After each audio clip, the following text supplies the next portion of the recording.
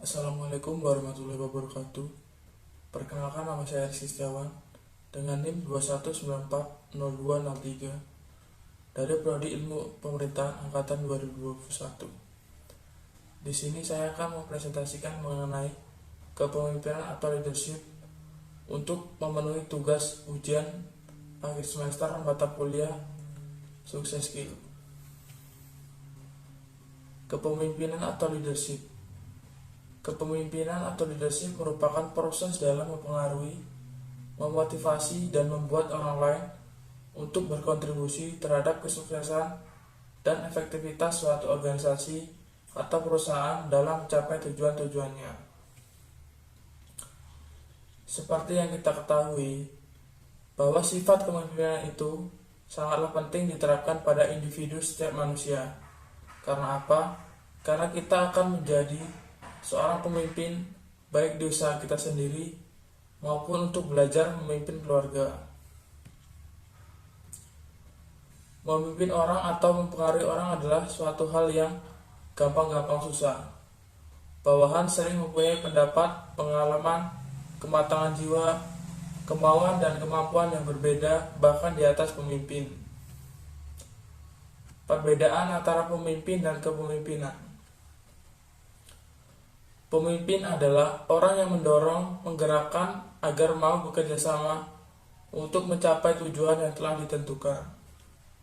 Sedangkan kepemimpinan adalah kemampuan untuk mempengaruhi dan menggerakkan orang lain guna mencapai tujuan yang telah ditentukan. Jadi bisa disimpulkan bahwa pemimpin dan kepemimpinan itu berbeda. Pemimpin adalah orangnya, sedangkan kepemimpinan adalah sifatnya. Fungsi-fungsi kepemimpinan. Yang pertama, fungsi-fungsi yang berhubungan dengan tugas atau pemecahan masalah atau orientasi tugas. Kedua, fungsi-fungsi pemeliharaan kelompok atau sosial, orientasi kelompok atau group maintenance. Lingkup kepemimpinan.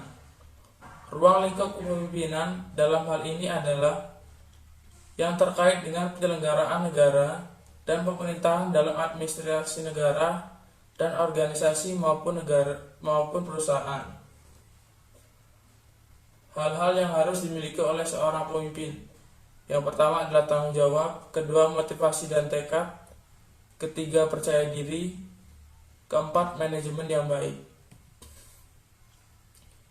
4 gaya atau model kepemimpinan. Yang pertama, kepemimpinan demokratis adalah suatu jenis kepemimpinan di mana seorang pemimpin mendelegasikan otoritasnya dan mengajak para pengikutnya untuk berpartisipasi dalam proses pengambilan keputusan.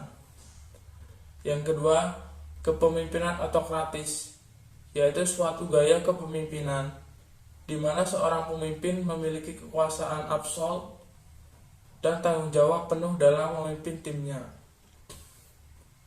Ketiga, kepemimpinan visioner, yaitu jenis kepemimpinan di mana pemimpin menginspirasi dan memotivasi para anggota timnya berpegang teguh pada visi yang ditetapkan dan mendorong para anggotanya untuk menjalankan tugas-tugasnya sejalan dengan tujuan besar yang ingin dicapai bersama. Keempat, kepemimpinan afiliatif, yaitu jenis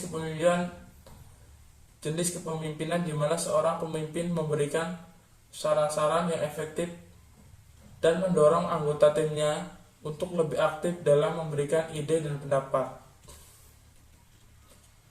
Perilaku pemimpin yang efektif.